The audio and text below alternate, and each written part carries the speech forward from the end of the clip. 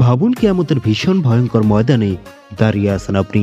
চারদিকে আগুনের গর্জন, মানুষের আর্তনাদ, ফেরেশতাদের কঠিন ধমক।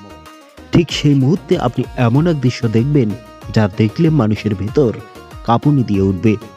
ইবলিশ যে আজ জীবিত প্রতিটি মানুষকে গুনাহর পথে নিয়ে যায়, সেই ইবলিশকে আল্লাহ এমন শাস্তি দেবেন, তার পরিণাম এতটাই ভয়ঙ্কর হবে যা শুনলে একজন মুসলিমের শরীর কাঁপতে শুরু করবে। ইবলিশ কোনো সাধারণ সৃষ্টি ছিল না। সে শত শত বছর আল্লাহর ইবাদত করেছিল। আল্লাহ তাকে ফেরেশতাদের সাথে থাকতেও দিয়েছিলেন, কিন্তু তার হৃদয়ের মধ্যে ছিল অহংকার, বরত্ব এবং নিজের সৃষ্টি নিয়ে নিজের গৌরব। আর এই অহংকারই তাকে ধ্বংস করে দেয়। যখন আল্লাহ আদম আলাইহিসসালামকে সৃষ্টি করেন, আল্লাহ ফেরেশতাদের বললেন, তোমরা আমাকে সিজদা করো।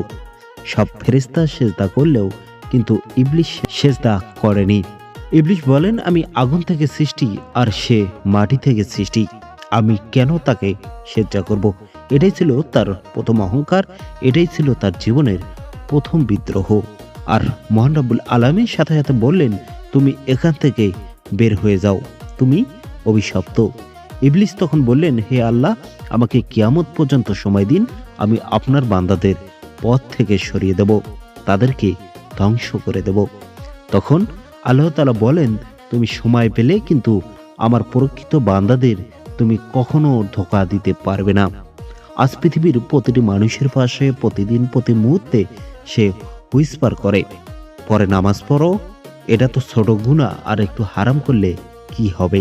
আমরা বুঝতেই পারি না একটা অদৃশ্য শয়তান আমাদের হৃদয়ের দরজায় দাঁড়িয়ে আছে।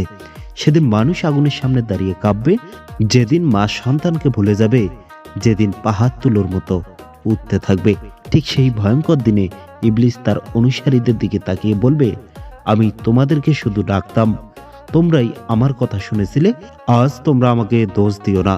আমি তোমাদের সাহায্য করতে পারবো না, তোমরাও আমাকে সাহায্য করতে পারবে না।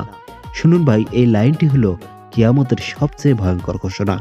যাকে মানুষ হাজার বছর ধরে অনুসরণ করেছে, সে মানুষকে গুনাহে ফেলেছে।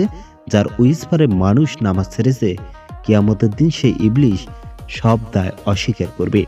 আল্লাহ স্পষ্ট বলেছেন, আমি জাহান্নাম পূর্ণ করব ইবলিশ এবং তার অনুসারীদের দিয়ে। ইবলিশকে এমন আগুনে নিক্ষেপ করা হবে যা ৭৭ ভাগ বেশি উত্তপ্ত, যার আগুন কালো হবে, যার শিখা এত তীব্র হবে যে পাহাড় পর্যন্ত গলে যাবে। ইবলিশ চিৎকার করবে, কিন্তু তার চিৎকার থামানোর কেউ থাকবে না। ফেরেশতারা চাবুক মারবে আগুন দিয়ে, আর তারা বলবে, এটাই তোমার গর্বের ফল। তার শাস্তির সবচেয়ে ভয়ঙ্কর অংশ শুধু আগুন নয়, সাথে থাকবে অপমান, লাঞ্ছনা। মানুষের সামনে তাকে ছোট এবং বেইজ্জতি করা হবে।